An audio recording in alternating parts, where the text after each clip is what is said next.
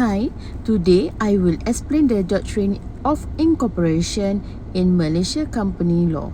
The doctrine of incorporation means that once a company is incorporated under Section 20 of the Company Act 2016, it becomes separate legal entity from its owner or their member. As a separate legal entity, the company has its own legal identifier. This means it can own property, enter into contract, sue by sue, it is a own name. In addition, shareholders enjoy limited liability, meaning they are only liable up to the amount they have invested in the company. The company also has perpetual succession, which means it will continue to exist even if its shareholder or director change. This principle was established in the landmark case of Salomon v. Salomon at Co. Ltd. 1897, where the court confirmed that a company is legally separate from its owner.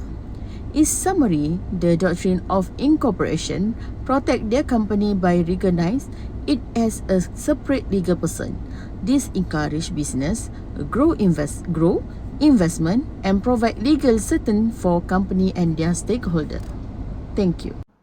What is corporate veil? A company has a separate legal personality from its shareholders and directors. The company is responsible for its own debts and liabilities. Established in Solomon versus A. Solomon and Company Limited. What is veil lifting? It is an exception to the separate legal entity principle. The court lifts or pierces the corporate veil to identify the real individuals behind the company. It is to prevent misuse of the company's structure. And when can the veil be lifted?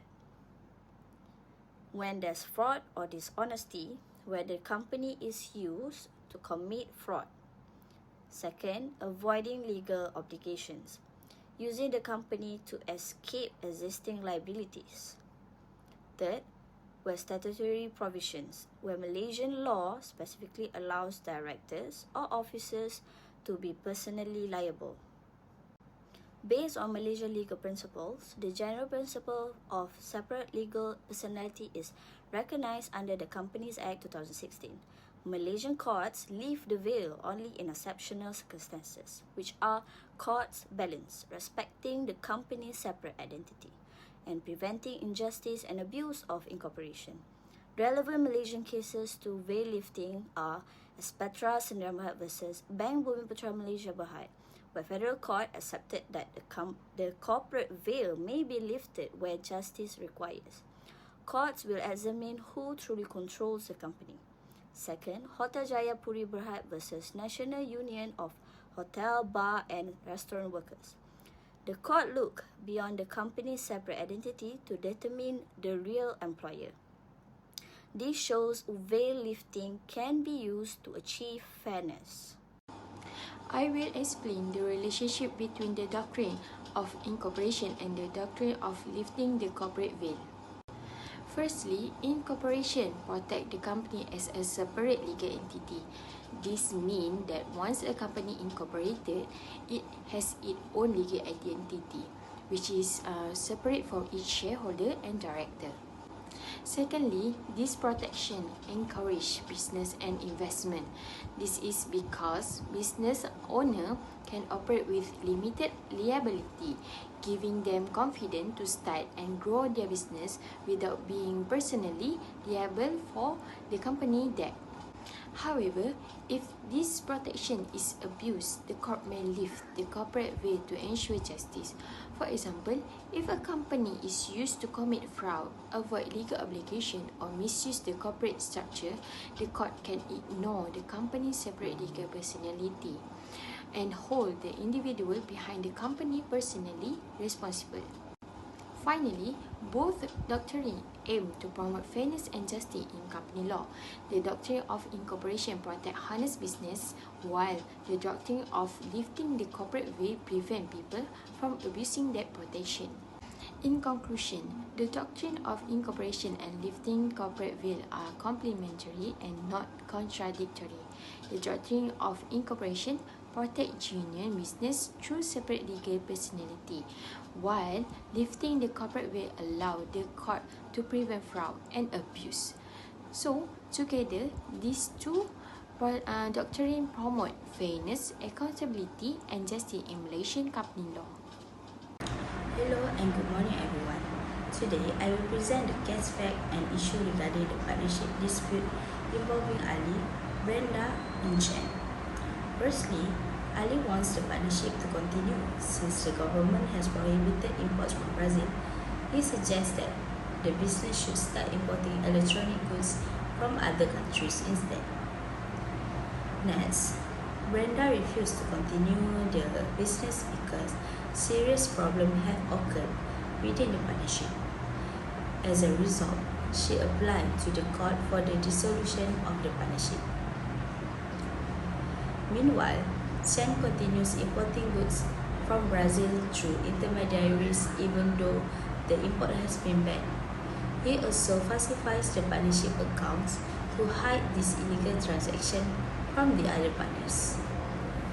Looking at the timeline below, the partnership was originally formed to import electronic goods from Brazil. However, after the government introduced the import ban, Chen secretly continued the transaction through third party. He then falsifies the partnership accounts to conceal his action. Because of Chen's misconduct, the trust and cooperation between the partners completely broke down. This caused Brenda to lose confidence in the partnership and eventually seek a court order to dissolve the business. Therefore, the main legal issue in this case is, can Brenda succeed in her application for the dissolution of the partnership? To answer the question, we need to examine the relevant provisions under the Partnership Act 1961 and the applicable case law, which we will explain in the next slide. Thank you. I will explain the law, the application, and the conclusion of this case. Under Section 37 of Partnership Act 1961, there is a three relevant ground for dissolution.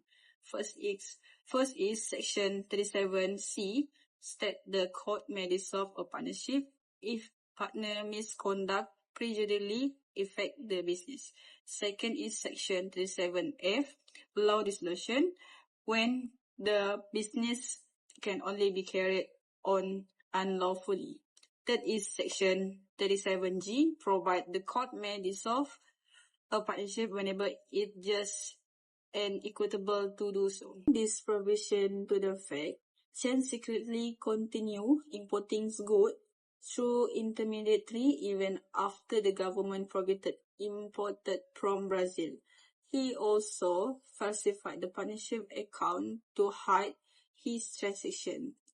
This serious misconduct that has damaged the partnership and breached his duty to act honestly.